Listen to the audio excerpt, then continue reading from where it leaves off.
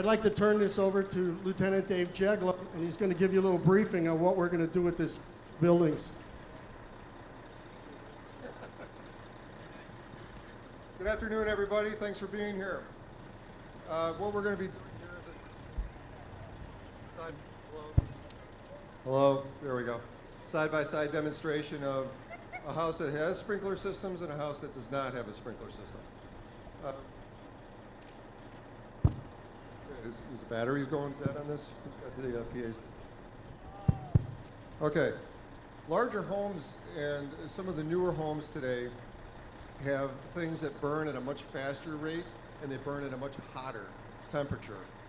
And for that reason, sprinkler systems are becoming more and more important and more effective. Right? Okay. Most fire deaths occur in the home. I don't know if everybody knows that. Most fire deaths do occur in the home, not in commercial structures. And for past fire codes, they were actually concerned more with stores and commercial facilities. No one sleeps in a Walgreens, right? So maybe it'd be better if we started to concern our fire codes with the home.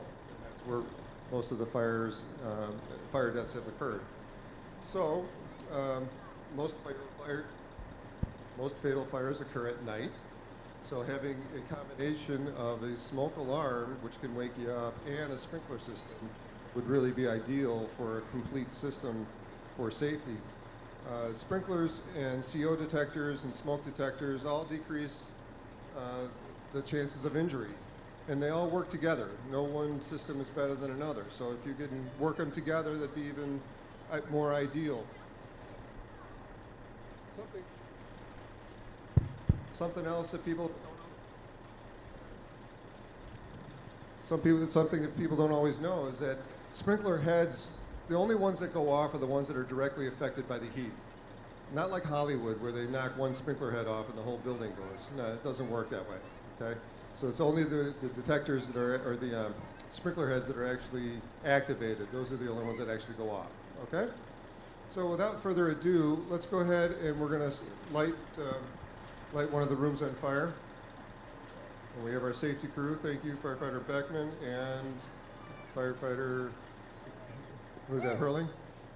Okay. Which one do you want to start with? Start with the sprinkler ones. This one.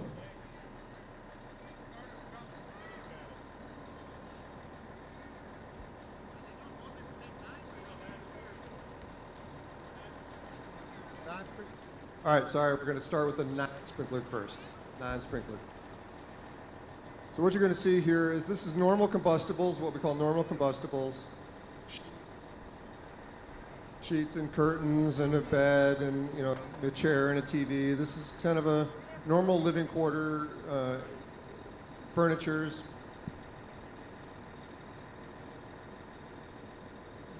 And what we have is little bucket in the back that might catch on fire. So there, the fire starts. 7 seconds, the fire detector went off. You guys hear that? Okay, so now see the flames are growing there in the back. And it's going to continue to grow. Now, hopefully, you've heard the alarm go off. And what are you going to do when you hear the guys? What do you do? You get out, right? So we get out of the house. Remember, you got to crawl under the smoke, kids. Right? You crawl under the smoke because all that bad smoke rises up. You see where it's getting trapped up there in the ceiling. So when you get out of the house, make sure you call 911 from a neighbor's house or something like that. Does everybody have a meeting place outside? Right? So everybody needs a meeting place outside. Now you notice that fire, there's kind of a rule of thumb that fire doubles its size every minute. That's 1 minute. This is 1 minute into the fire. And you see how rapidly now it's getting into the sheets. The chairs are getting involved. The curtains are almost all gone.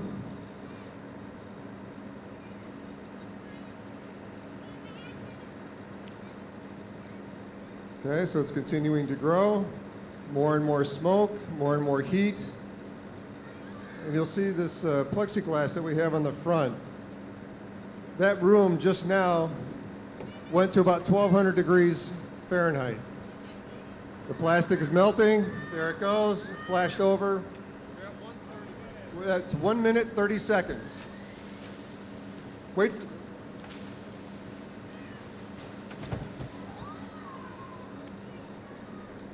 Wait for all that.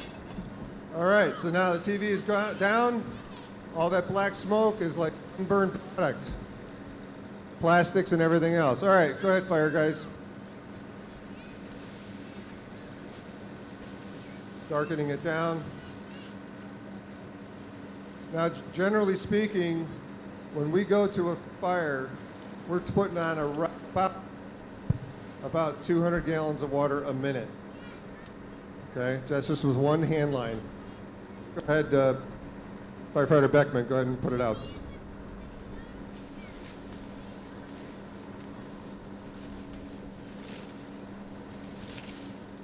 Okay, you notice the smoke color changed? That's how we know that we're making progress on that. That white is actually water that's been converted to steam. Okay, and then crews will go in, mop it up, what we call overhaul. They have to open up the whole, the walls and just make sure that there's no more fire in the walls that got into the wood structures or any of the wood wall support.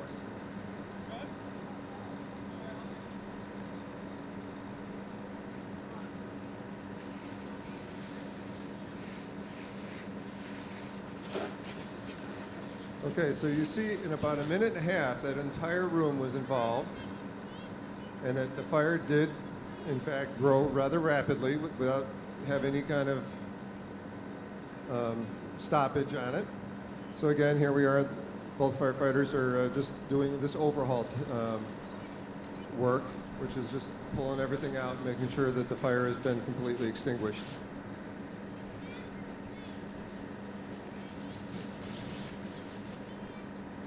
So they're looking for any hot spots, making sure that no embers or coals remain, and that the whole thing's been properly extinguished. Again, if this is your home, notice all the smoke damage on the walls. Notice all the water that's going in. 200 gallons a minute, like I said.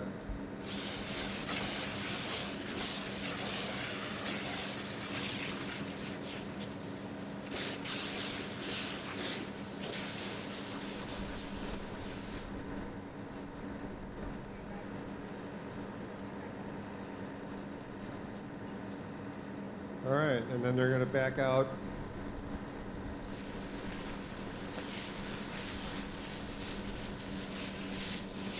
Right, pretty impressive? Pretty impressive? Yeah. Okay, now let's see what that same room would do if it had a sprinkler system. All right, so now let's look at the room on the left.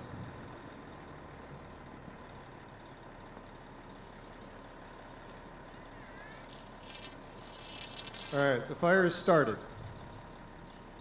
Now remember, it took about 7 seconds for the smoke detector, and there we go. That was 10. That was about 10 seconds. Wind. The sun was in my eyes. I couldn't tell. I don't know. All right, so now you see the same things are catching fire. So the curtains, the sheets, the chair.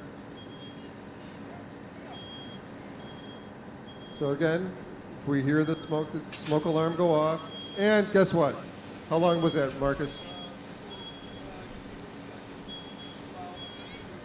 About 30 seconds, the sprinkler system went off. That's not the fireman putting that out. That's the sprinkler system. Sprinkler systems flow about 16 to 20 gallons a minute. Residential sprinkler systems, and guess what? That's about 160 for 10 minutes. It'll flow for 10 minutes at 16 gallons a minute. It's about 160 gallons, and you have the fire extinguished, and everybody's out of the house, and your fire has been contained in that one room. What happens now? Firemen come in and just make sure that it's out. Okay? But that sprinkler head went off and did its job, contained the fire, everybody got out. Now, remember we were talking about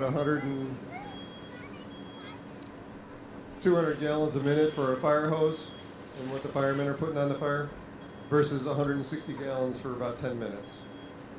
And it controlled the fire. Notice the fire damage is not nearly as bad.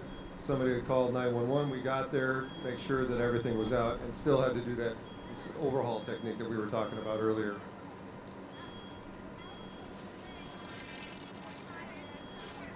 So what do you guys think? Do you think a fire sprinkler would be very helpful in your home? Yeah?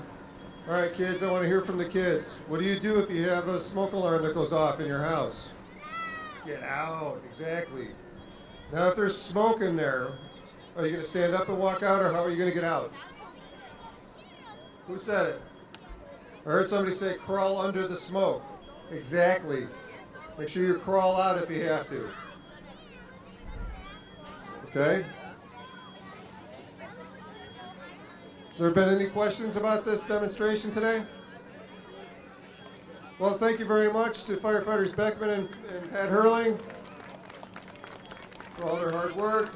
And again, for all the firemen here at Prospect Heights, thank you for being here. And please continue to enjoy your food, enjoy your drinks, and enjoy the rest of your day. Stop at each station. Everybody's got something good, beautiful demonstration over here. The tools that we use for auto extrication, the jaws of life, the cutters, spreaders, and the various rig displays that we have, our kitchen fires, the dive team with their boat, all this. So please enjoy the rest of your afternoon. Thanks for coming.